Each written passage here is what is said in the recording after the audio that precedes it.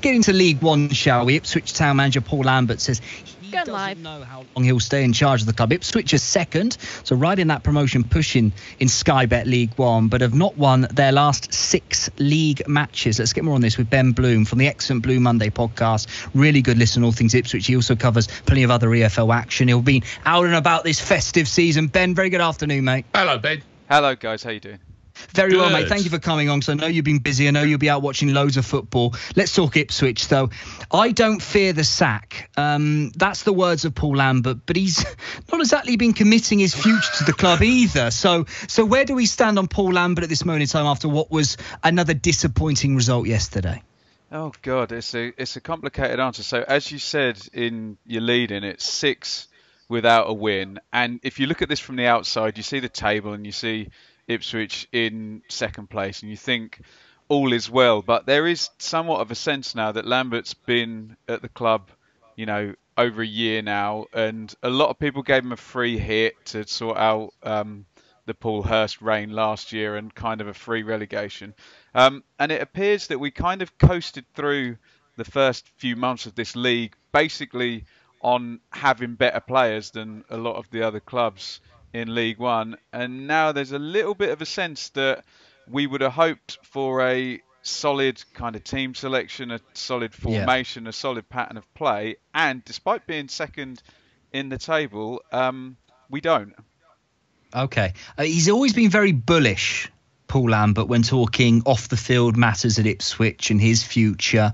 I'm not sure where his relationship is right now with the owner, Marcus Evans. Ben, maybe you can tell us more on that. He's always said what happens, which is a very relaxed way to look at your future. But you're trying to lead a massive club back to where they're supposed to be. As a group of fans, you want a little more clarity, a little more certainty, don't you? You do. I mean, you're totally right that he's bullish. I think a lot of it comes from that. When he was being sounded out for the job, he obviously came and watched a home game against Middlesbrough where it was very, very quiet. He's described it as, the club was kind of dying, and he was at that game. He lost to Middlesbrough, and I think he views it as that's what he's kind of bought the club from. And some people kind of unfairly call him PR Paul. He has been fantastic in terms of reuniting the fan base, filling the away ends and such the like. But he is very bullish in press conferences, although last time he did this was in pre-season. He was very bullish about not getting the players that he wanted, and that business was too slow. And then he got Kane Vincent-Young, and he got Will Keane, and he got Luke Garber, and it worked last time. So the only really bizarre thing was it was totally unprompted. Nobody asked him about his future. He just brought it up. Why not? Yeah. Why not? Keep things interesting. Question at the back there, was it? Yeah, exactly. You're right. I'm just reading the quotes, and it says, it was an absolute morgue, is how he described it. A few people were there. The thing about it is, and I think you're right, Ben, is I think what there may be a bit of in here is there's something of the huckster about him when he needs to be, and he can get up there and he can say the things that just perhaps kind of rallies the people upstairs at the club, but hopefully the troops as well, i.e.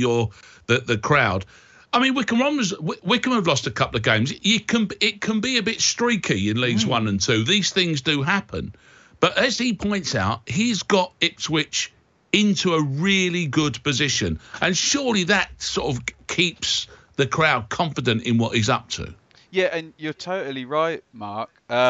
Look at Wickham, and their streak's clear. I think they're 7 points clear, aren't they? Normally the benchmark is 2 points per game. Not even Wickham at 7 points clear have got 2 points per game. 6 points clear. 6 points clear of you. Of course, you've got your game in hand, haven't you?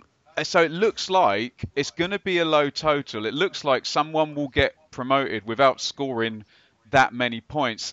And there's just this thing with Ipswich over a lot of years now. Whenever the stadium's packed, whenever the cameras are there, they don't perform. And that sounds a lot like a playoff defeat to a lot of Ipswich fans already, given our storied history in the playoffs, let's just say. Ben, always good to talk, mate. Thank you for joining us. Cheers, Keep up Ben. the good work as well on your podcast. Yeah, nice to speak to you both. Take care.